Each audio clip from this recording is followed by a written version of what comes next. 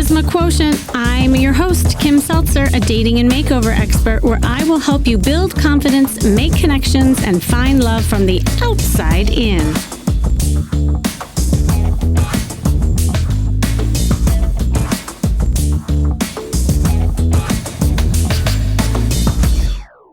Relationship attachment styles are a hot topic these days, especially now. And thanks to books like Attached, that theory kind of came very popular. The idea that the early emotional bonds with our caregivers impact our future relationships, and exploring three distinct attachment styles that affect the way we deal with relationship conflicts, our feelings towards sex, our expectations of romantic intimacy, all of that stuff.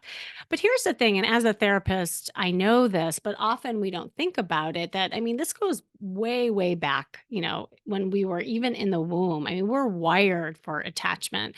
That's why babies cry when separated from their moms, depending especially upon our mother's behavior as well as later experiences and other factors. We develop a style of attaching that affects our behavior in close relationships now.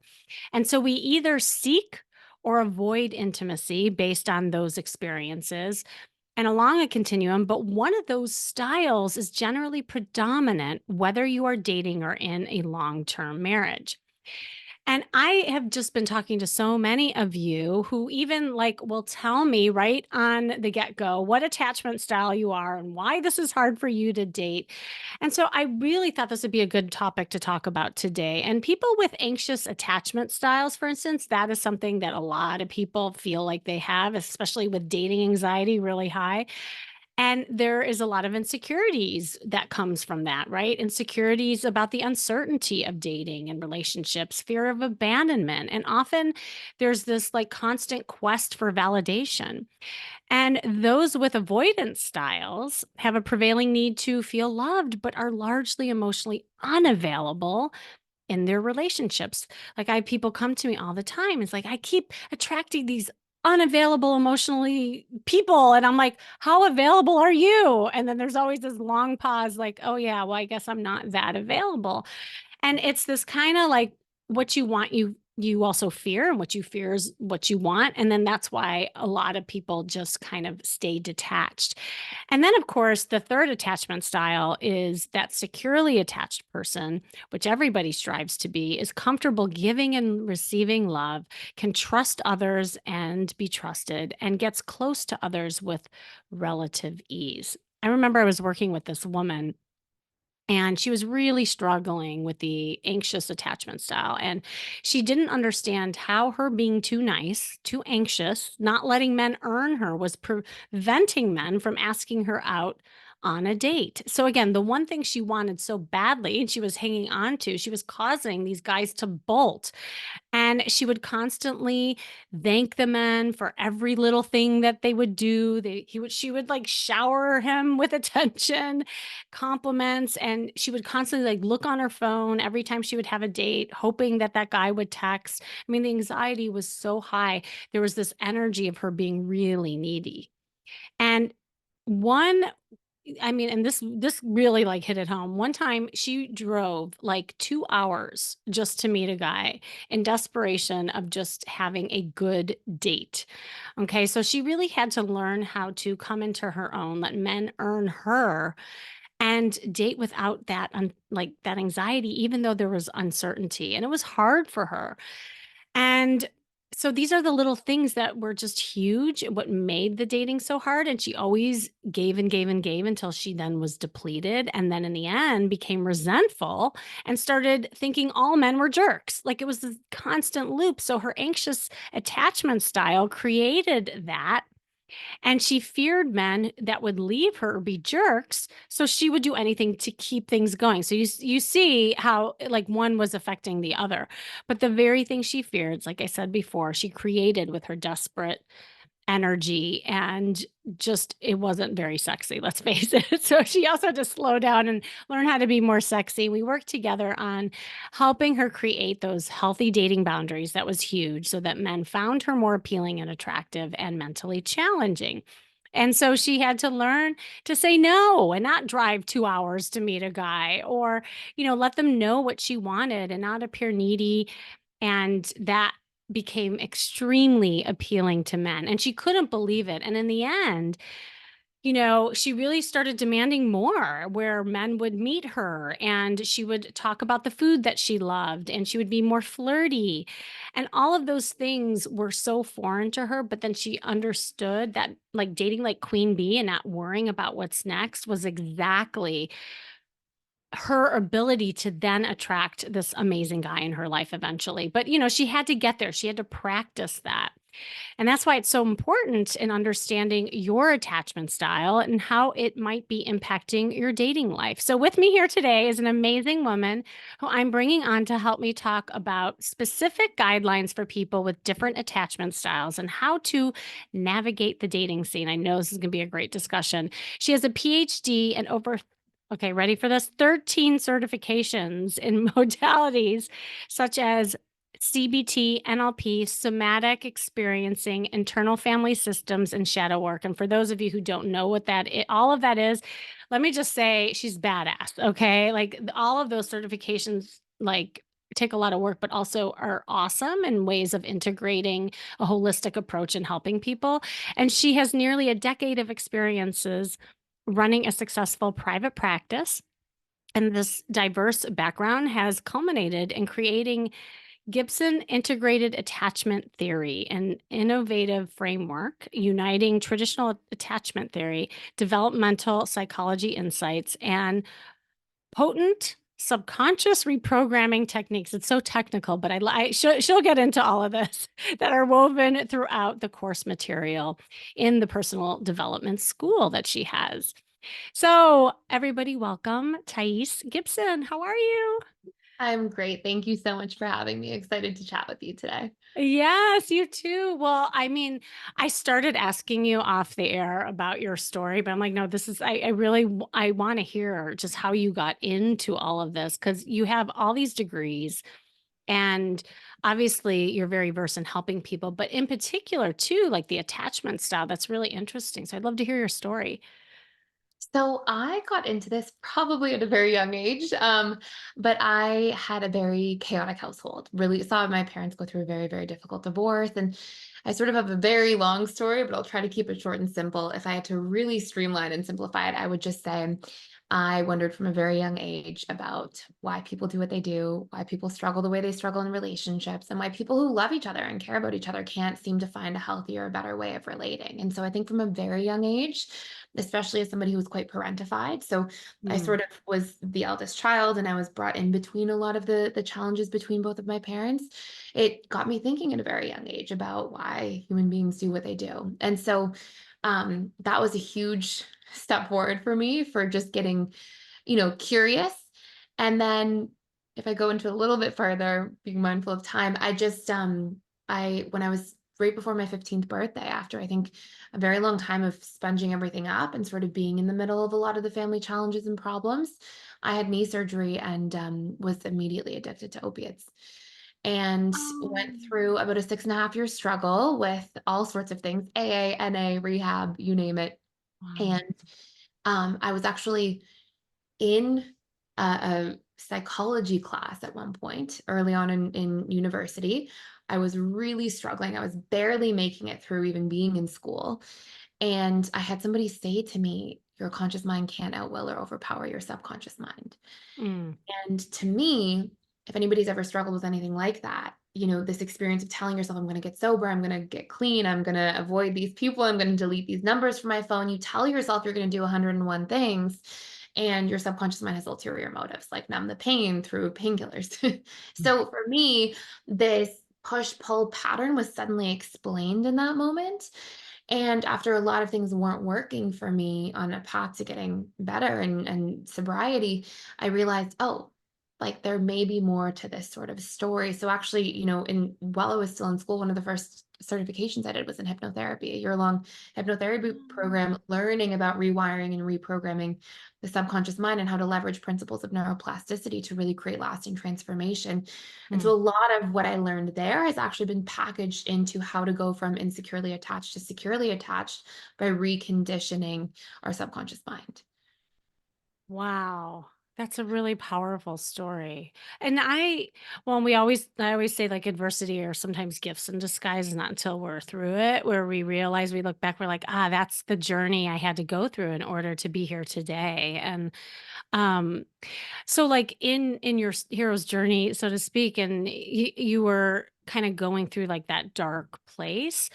What helped you kinda get out of that though, and then, like, focus on some of this stuff? I'm just curious because I know a lot of people, especially with all the different attachment styles, it's not just the attachment, right? As you know, there's other things that are underlying it that kinda, like, create some of that dynamic. Absolutely. So I would say my sort of road, honestly, to learning about attachment styles, I learned about it very high level in like first year university, Yeah. but what I actually started doing, and a lot of the work that I did, and the reason I did so many certifications was a lot of like my own healing journey, quite honestly, and trying to unpack things and put pieces together.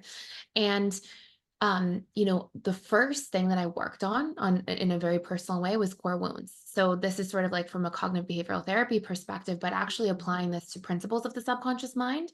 So almost like making CBT subconscious, if that makes sense, so that we can Yeah. actually rewire.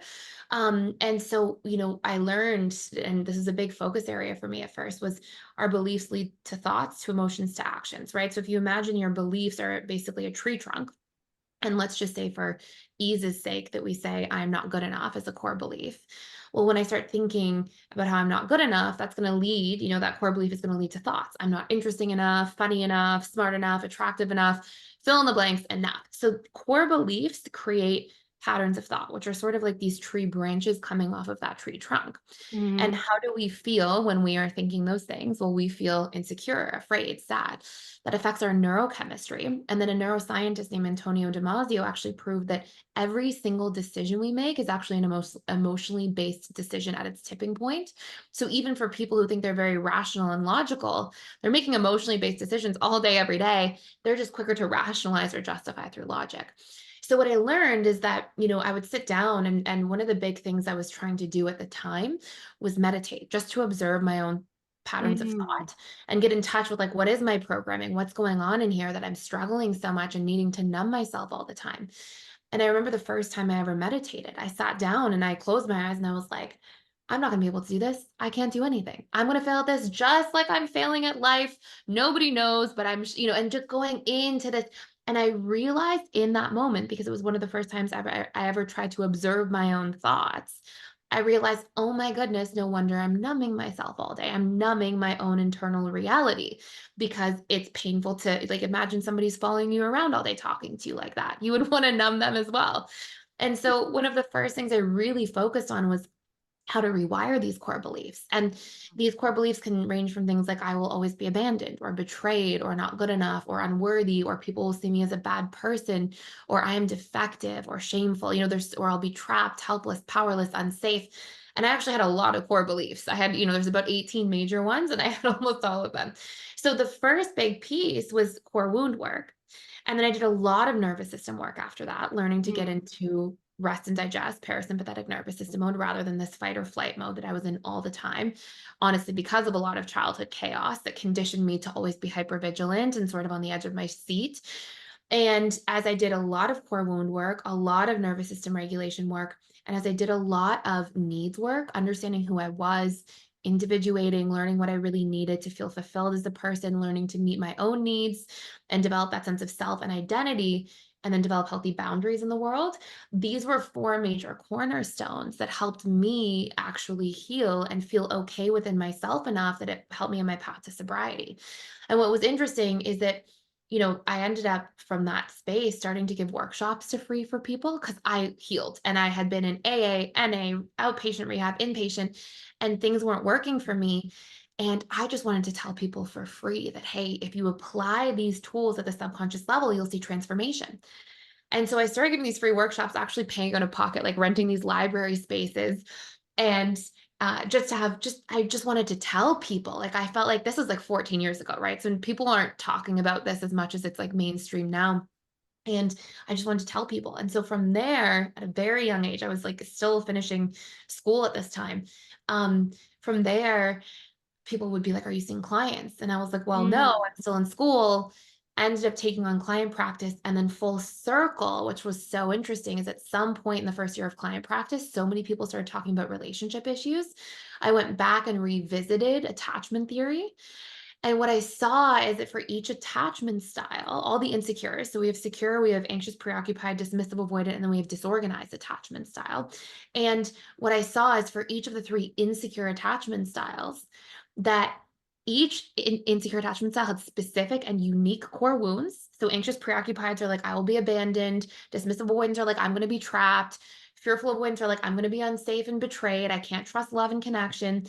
And each one had specific core wounds, specific relational needs, specific nervous system regulation work to do, and a specific relationship to their boundaries. And what I found is a lot of the work I did to heal also coincided with if we could do that work on those four cornerstones, we would actually see somebody go from insecurely attached to securely attached in quite a short period of time.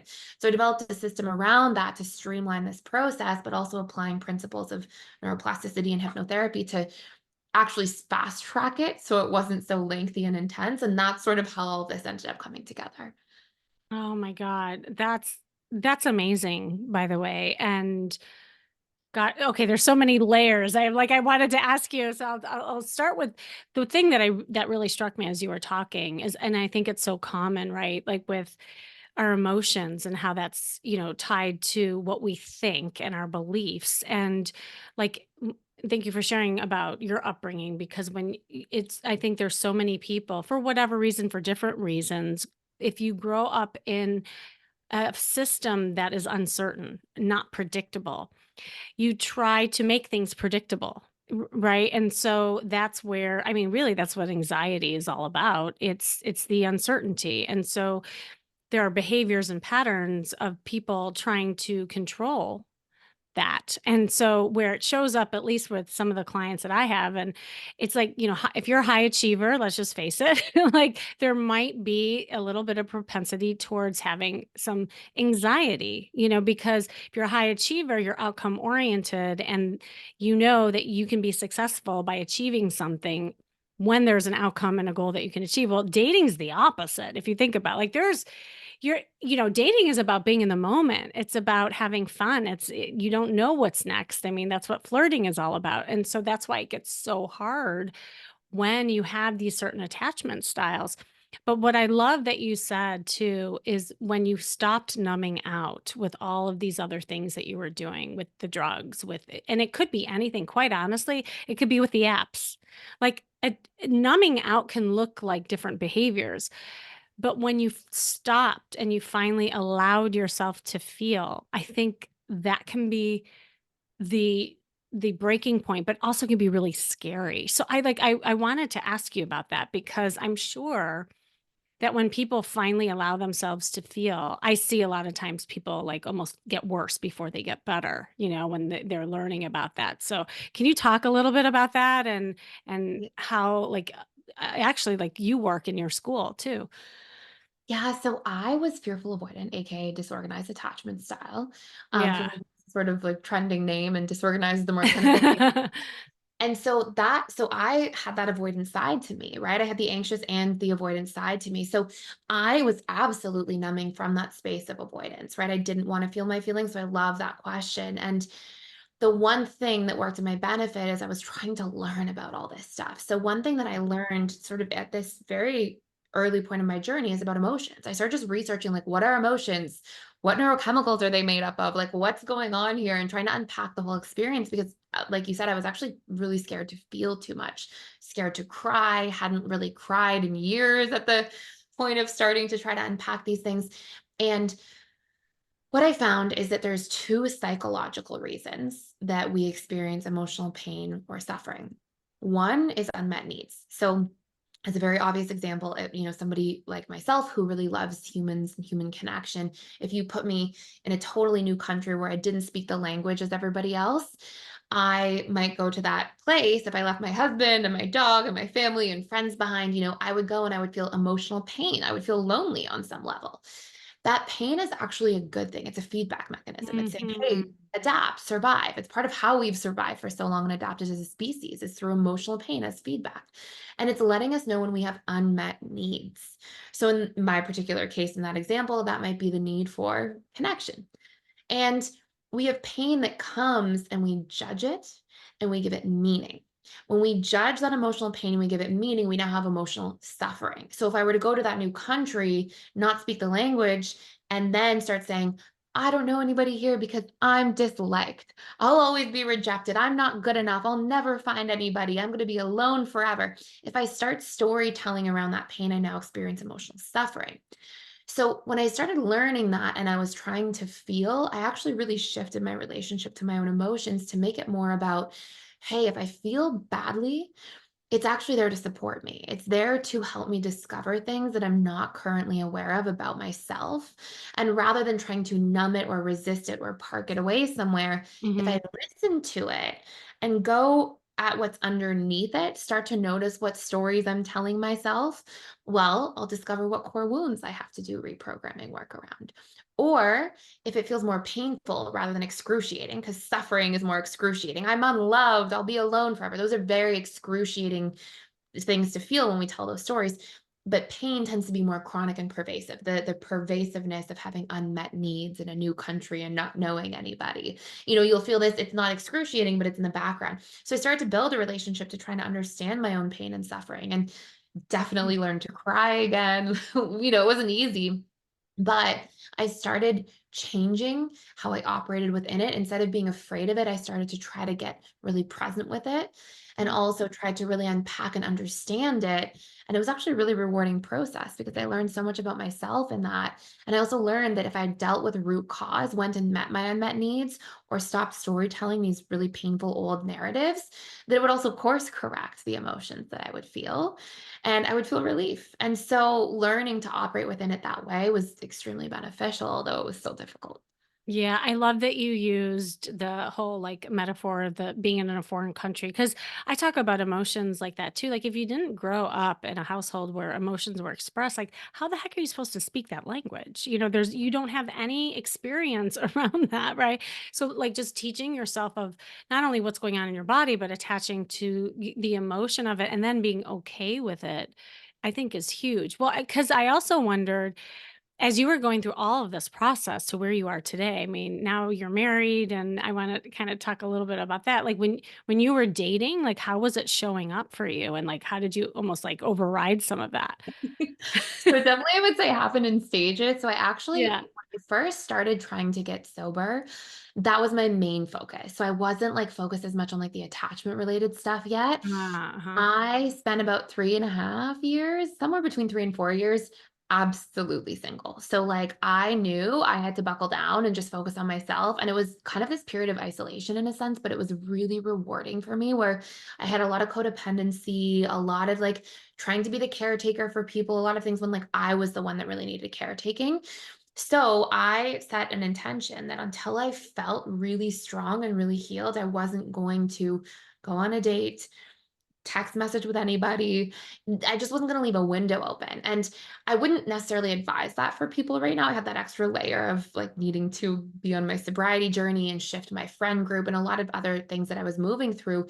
And, in hindsight, I probably would have been good at like the 2 year mark, but I sort of extended it out for quite a while because I was nervous. Once I found a lot of peace, I was so scared of losing the peace. I was like, oh my gosh, I Oh, I'm so definitely glad like, you said that. Yes.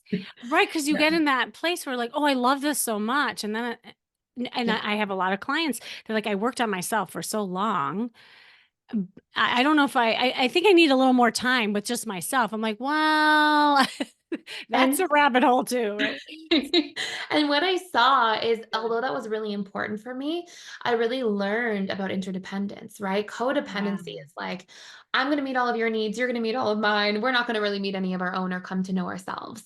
But counterdependency, being the opposite of that, is really like, I'm just going to learn to meet all my own needs, self regulate all the time, and I'm not going to lean on or rely on anybody else for that. And at some point within that 3 or 4 year journey, I had the realization as I started diving back into a lot of attachment related concepts that, Mhm. oh, I've really gotten good at things I wasn't good at. I learned to self soothe. I learned to recondition core wounds and stop telling these painful stories and meet my own needs and regulate my nervous system and these things that were so meaningful and impactful.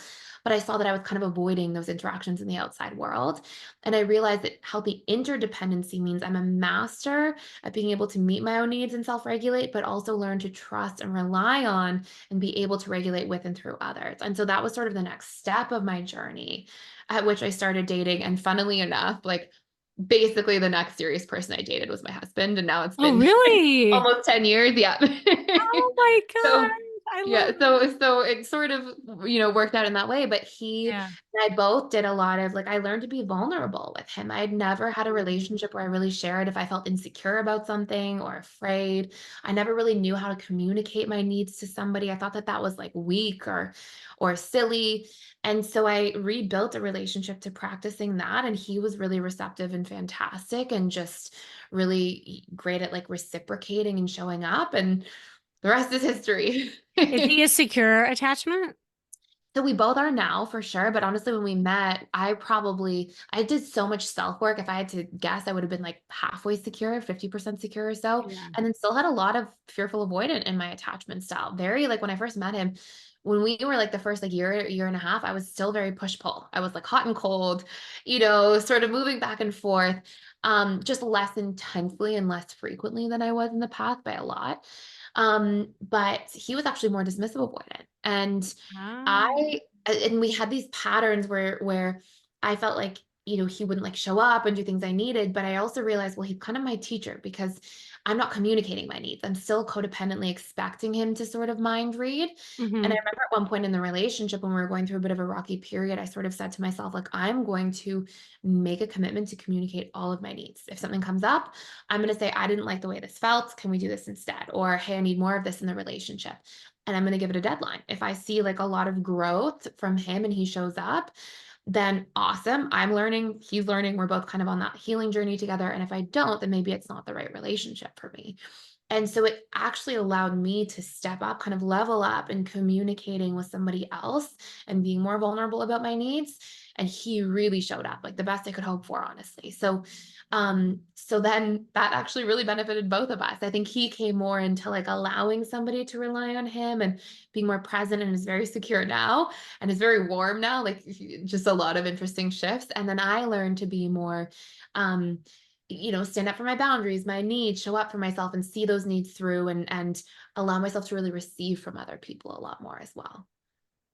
It's so good to hear, and I think for you listening as well, that you can override this stuff. Like, just because you're labeled as anxious or avoidant or whatever it is, you can strive towards something that is more secure, given like all the tools that you're talking about. But most of all is communication. I mean, what's awesome too is that you learned not to like shapeshift into something that like he knew that he wanted of you and became something that you're not, that you really learned how to lean in and say, no, but this is what I want. This is what I need.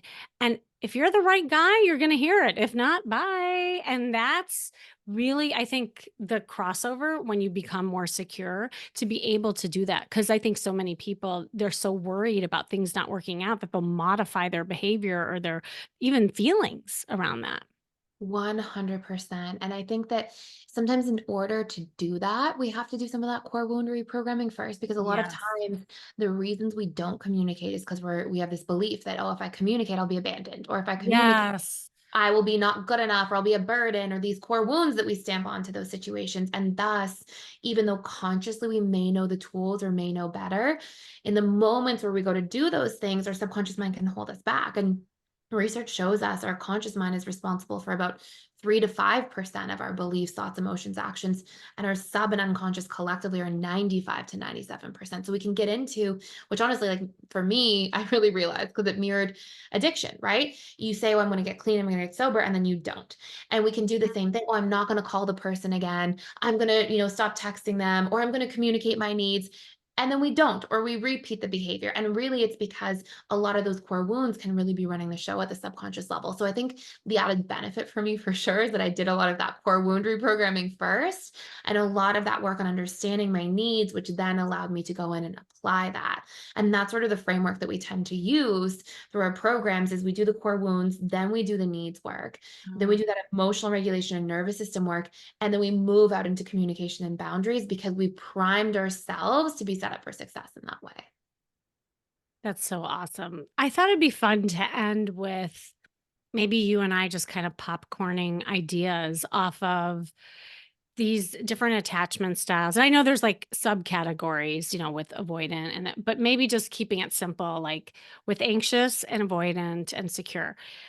What are some tips and tools that you would say to somebody in the beginning phases of dating that they could do to say, override, let's do the anxious attachment one?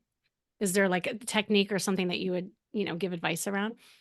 So, there's a few things I would say for this.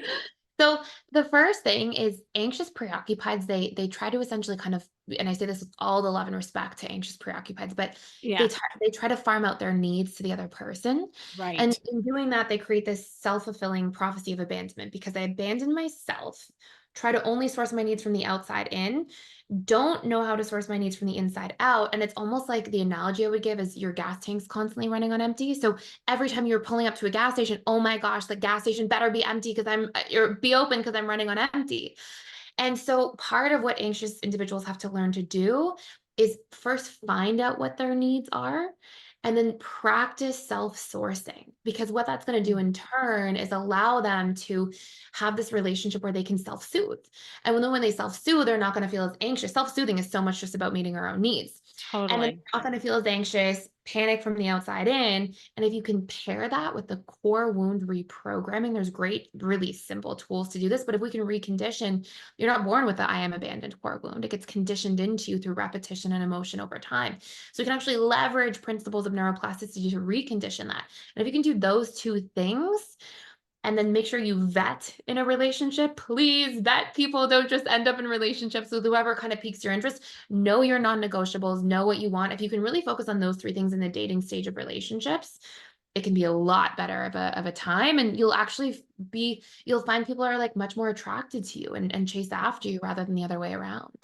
Well, and by the way, the person that I talked about in the beginning of this episode, obviously, you could tell was that anxious attachment person. And that's exactly, what she had to do. And I love what you said. And like for me, it was more just like kind of like giving her these practical ways to achieve what you said. Because one of the things that I think is really helpful when someone's anxious is that they're looking for that outside validation to like calm the system, right? And so, like, as you said, having those internal tools to give yourself a way of self soothing or self regulate, if you will, is crucial. So, like with her and with a lot of my clients, I'll say, make a list of people that you can call upon instead of texting the guy, like just on practical terms. Or what are some things that you can do that makes you feel amazing just by yourself in those moments of anxiety? So maybe it's taking a bath, maybe it's dancing to music, whatever it is, but like healthy ways so that yeah, like that self-soothe, but I think a lot of people like hear it in theory, but they don't know how to like put it in practice. Yeah. And like with both of the things that you and I are talking about, the name of the game is repetition. Like it's not just trying it once, it's like doing these things over and over again until it starts becoming you. Wouldn't you say? Absolutely. So Yeah. the exercise I often give people to start in one of our programs is just what are you needing from somebody else in this moment when you're reaching out to them? Do you need Yes. validation or reassurance or certainty or, kindness, compassion? Like what are you seeking and how can you give that to yourself? And usually what you'll see in terms of repatterning, the first 21 days, it's not this euphoric experience when we self-source. But as the subconscious mind starts to build a comfort zone of familiarity around it through building those neural pathways, if we can do those things for 21 days, I know it can feel scary. Oh my gosh, 21 21 days. Oh, that's But if good. we learn to practice doing that for 21 days, we actually will feel much more euphoric and much more comfortable in that, to the point where we will feel like we can receive from ourselves the way we try to receive from others. And it actually helps an anxious preoccupant take a huge step forward to also becoming securely attached. That's awesome. I like that time frame too. I think that's a good chunk of time to do. Okay, so what about the avoidant dater? Okay. Right? So the avoidant dater actually has two really big core wounds. They have a few, but the two really big ones that kind of skew their dating process are I am defective, which most people are shocked by. But when we go through childhood emotional neglect, which is a root cause for avoidant attachment style, we Yeah. tend to think something's wrong with me that I can't get these needs met from my parents, because the child mind can't say, my parents are emotionally unavailable. They're not able to meet my emotional needs. So instead, the avoidant internalizes that and builds a lot of shame. So they tend to have this big I am defective wound.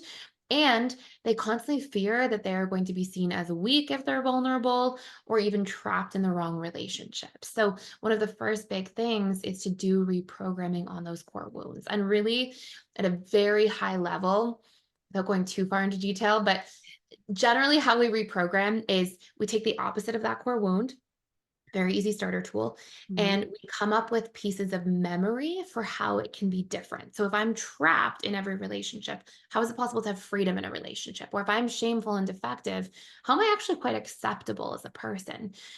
Memory speaks to our subconscious mind, because memory is just a series of emotions and images. If somebody goes back to their favorite childhood memory, they'll be like, "Oh, me playing on the playground," and they'll smile. They'll see the images of the slide and the kids.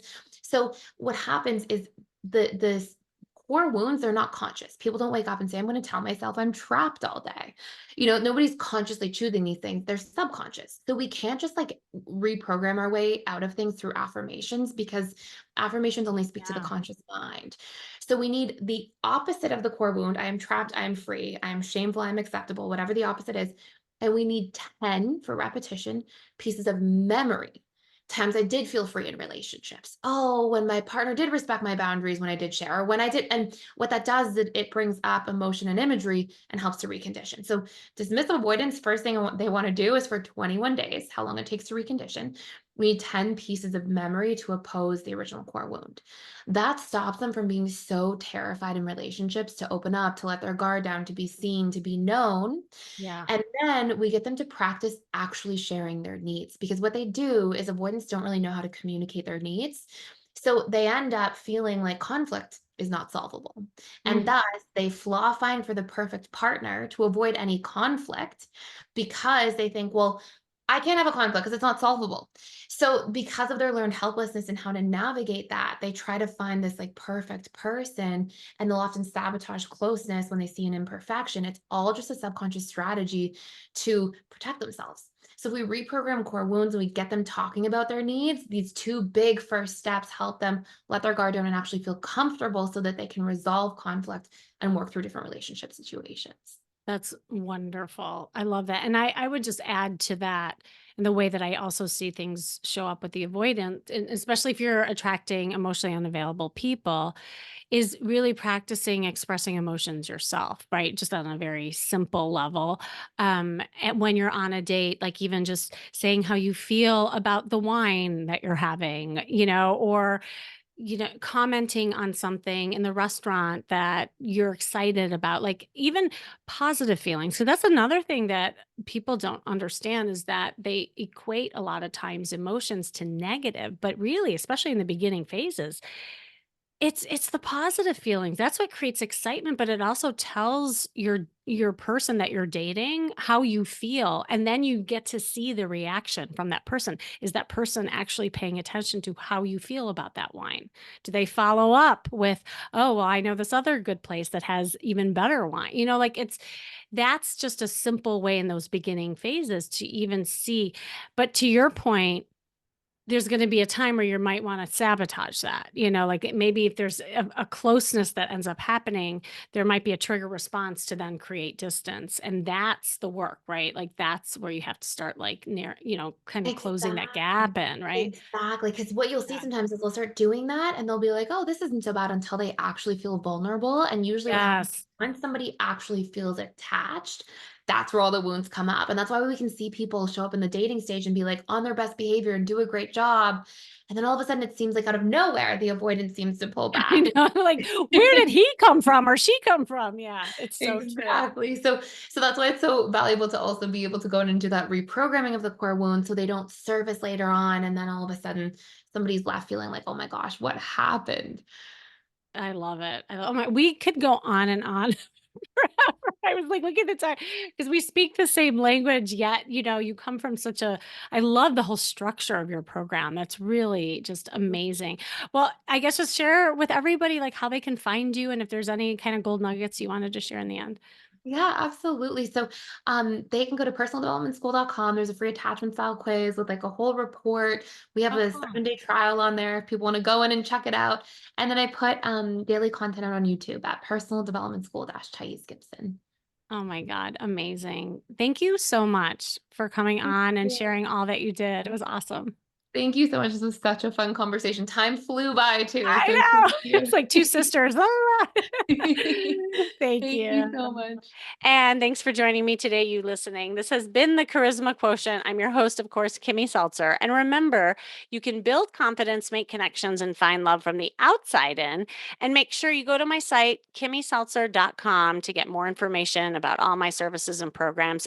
And if you are looking at breaking some patterns for yourself of who you're attracting, then you'll definitely want to come to my next co-ed interactive workshop that's happening July 24th, depending on when you're listening to this. It's called Authentic Dating to learn how to express yourself differently and get over some of these subconscious fears you might have that is sabotaging who you're attracting in your life. So just go to stophatingdating.com. That's stophatingdating.com and register now. As you know, spots go fast at my workshop. So remember, this all starts with you, and working on yourself is working on your dating life. That's all for now.